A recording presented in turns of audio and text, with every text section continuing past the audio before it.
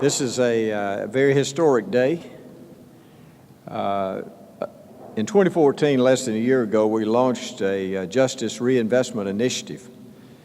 It was a comprehensive study of the state's criminal justice system to identify ways to implement more cost-effective criminal justice policies. The Justice Reinvestment Initiative was also a unique opportunity for all of us to examine the criminal justice system in order to reduce prison crowding and increase public safety.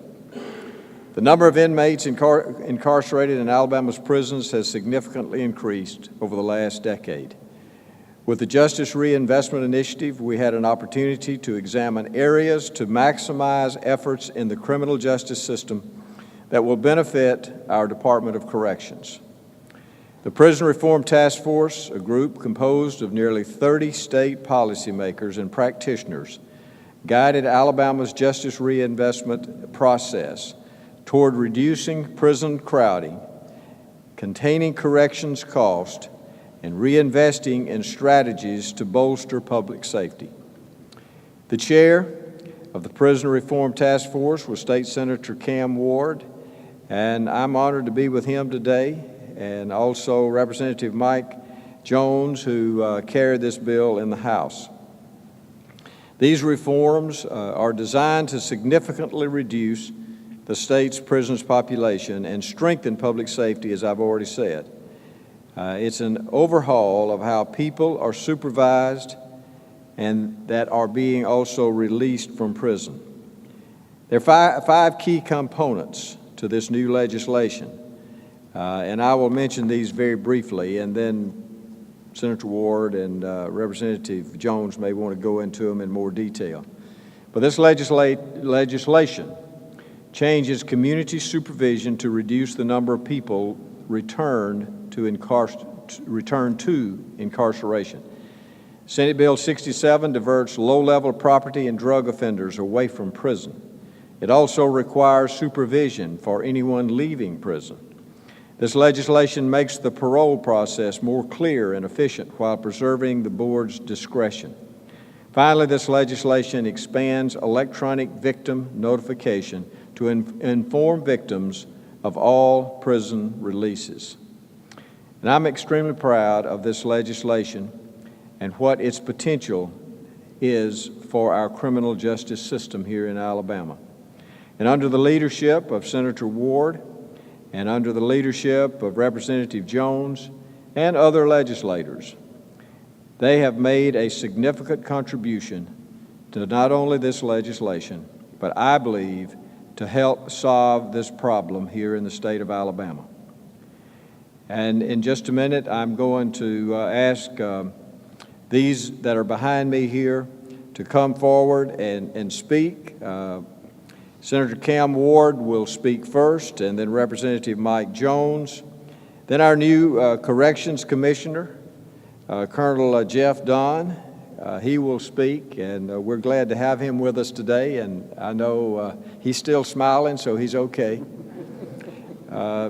Suzanne Brown McBride is the Deputy Director of the Criminal, Council of State Governors Justice Center. Okay, she's going to speak last. So I'm going to ask them to please come forward, and I will allow them to speak, and then we will have the signing of the bill in just a few moments. Senator Ward. Thank you, Governor. And Governor, thank you very much for your leadership in recognizing the challenges our state has. This is not a challenge that just started a year or two ago. This is a challenge that have been decades in the making. There's too many people in this room to thank, however. Everyone from Legislative Fiscal Office who helped us with the drafting of the bill, the Council of State Government and their staff, which has been remarkable, staff in my office, my wonderful wife who had to listen to me talk about this for 10 months, and you can imagine how exciting that is at home, as well as the judges, the prosecutors, the members of pardon and parole. There's so many people in this room that played a part, and how rare of an occasion is it? When we started off this session, there was probably about a 10% chance of this bill actually passing. Who would have ever thought that we had overwhelming bipartisan support from both the House and the Senate, Democrats and Republicans? And I think that is a testimony to people realizing the challenges that our state has going forward. As I've said before, this is not the final end result. This is a first step in a long road we have ahead to fixing our correction system. We will do it. We can do it. And the votes in both these chambers and the work by the members, as well as our governor, shows that we're willing to step forward and take the big lead that we have to take. We're going to have to make bold decisions. So we're making those steps forward. But we're doing it in such a way that I was very proud to reflect back when we were talking about this same issue in front of Congress this past summer. What impressed me the most is anytime you have groups like Southern Poverty Law Center and the ACLU, as well as conservative organizations like the Alabama Policy Institute and Republicans, all working on the same page together. That tells you that we have the capacity as a state to solve big problems if we'll just put our mind and our willingness to deal with it as opposed to our egos that get in the way too often. I think we should be proud of that. I think this bill goes a long way in solving our problems.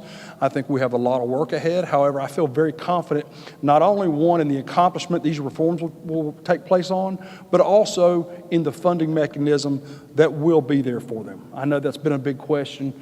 I spent a lot of time today over talking with the leadership of the House and the Senate, and have been assured that the funding will be there. It will be there to get these reforms underway. It's a 4 or 5 year process, but I'm very excited about it. I'm very thankful for the House and Senate members who supported us. I'm very thankful, too, to all the stakeholders. And we're going to have to start again next year because we have more reforms ahead. And unfortunately, our new commissioner, he'll get a chance to participate in all this as well. So I know he's excited, the challenges ahead. But having a partner like Representative Mike Jones, having somebody with the leadership and courage to say we need to do this like Governor Bentley, I think it speaks volumes for our state. And I thank you all for being here today to support us. I think this is something as a legislative accomplishment. We in the Alabama legislature, and more importantly, we in the state of Alabama, need to be proud of what we've done as a state. We've shown the rest of the country that, there was a belief that we're such a red state that perhaps we couldn't carry out such heavy lifting and such heavy criminal justice reforms. I think we proved the world wrong. And I think we should be proud of that. And thank you very much for being here today. And Governor, thank you for allowing me to be part of this process. Thank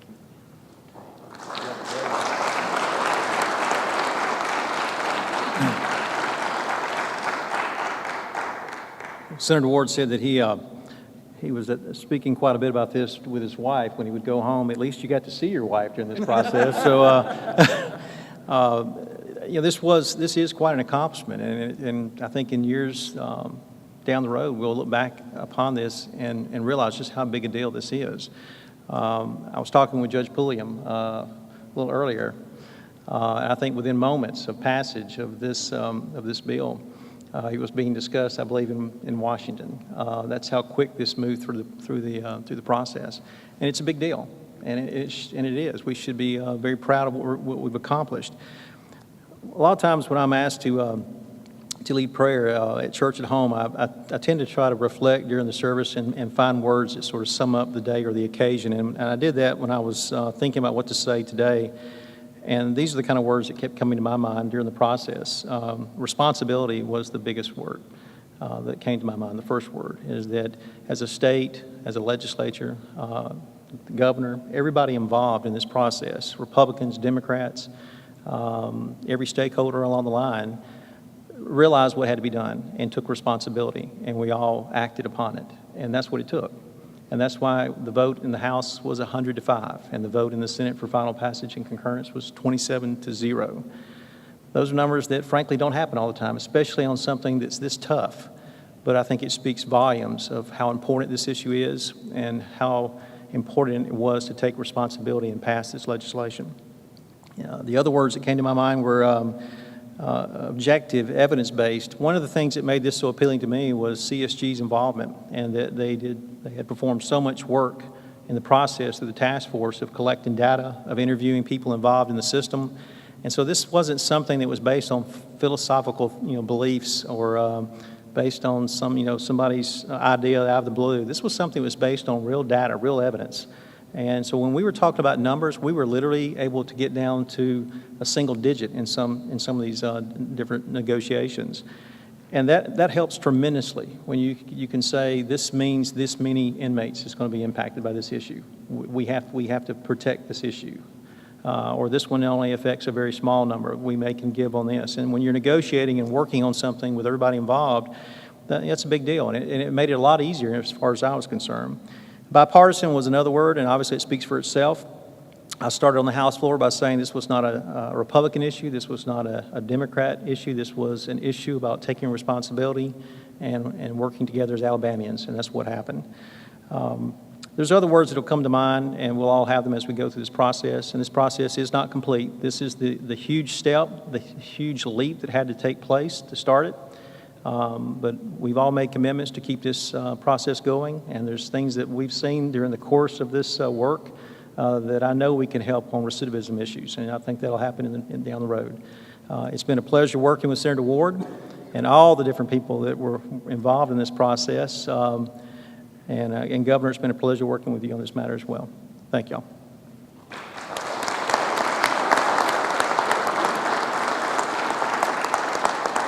Well, good afternoon, Governor Bentley.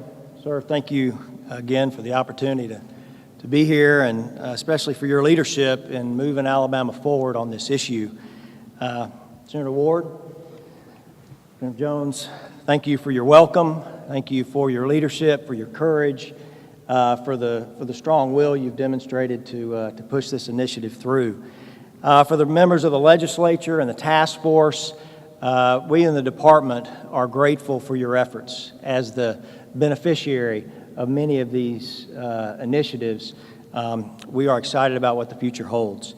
As a commissioner, I want to say just a personal thank you to my executive staff, many of them who are here. They worked tirelessly over the last year with the task force, with the governor's office, with the legislative body to get to where we are today. This bill is more than a product of more than a year of hard work, of studying alternatives, of finding solutions, and as it's been mentioned, it's been a data-driven, evidence-based approach, a proven approach to reducing prison crowding and decreasing recidivism. As it's been mentioned by both Senator Ward and Representative Jones, this is not the cure-all. This is simply the first step in a long journey, but it's definitely a step in the right direction at the right time, and it's simply the right thing to do. I think it addresses some of the key issues in the criminal justice system that contribute to our high prison rate of incarceration and also to the recidivism rates that have not been addressed for a long, long time. I consider this legislation the beginning of a new day for the department and for our prisons. The potential is there, and I think that we've made tangible progress towards addressing decades-long issues, and we in the department look forward to continuing this work as we move forward. Finally, I just want to close with recognizing the outstanding men and women of the department who every day serve this state with distinction, and especially those security staff members and the leadership who stand watch 24/7 in all of our facilities that ensure our mission of public safety is accomplished. This legislation is as much about them and their working conditions as it is about the welfare of those who are in their custody. The reform measures in this legislation, if fully funded, and I'm glad to hear Senator Ward's comments, and we look forward to that with the funding issue, will enable our corrections officers to perform their mission more effectively and efficiently in a safer environment. And it will enhance our ability as a department to reduce recidivism by expanding our community corrections programs, expanding our supervised release programs, and lowering the risk of our incarcerated men and women returning back to our system. I'm confident this is a comprehensive approach, it's comprehensive reform, and that I believe it will lead to safer prisons, safer communities, and ultimately to a safer Alabama. So, men, thank you for letting me be a part of this.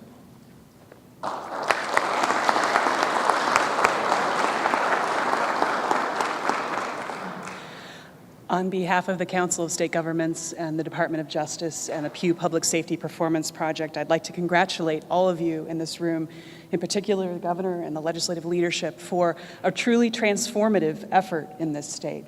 One that I think was informed by the right people that came with integrity and hard questions, that came and asked us to work harder and harder to make sure that what you were doing in this state made things safer, that people were successful coming out of prisons, that they were going back into communities, and they aren't returning into prison.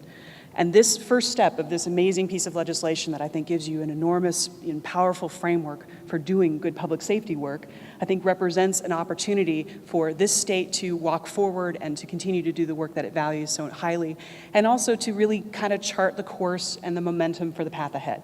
That the work of the legislature is the first step, and now it's the work of implementation for the public safety officers, for law enforcement, for county governments, behavioral health, mental health, victim services, all of the folks who worked with us in phase 1 of this project, who came and gave their best work, and I think now are rolling up their sleeves and getting ready to do that work in the future. So just on behalf of the council, it has been amazing to work with all of you. On behalf of all of the staff who were working with you throughout this last year, thank you, and we look forward to continuing to work with you as we make sure what happens here actually works on the road and gets into our communities and makes sure that this state is a safer and better place. So thank you.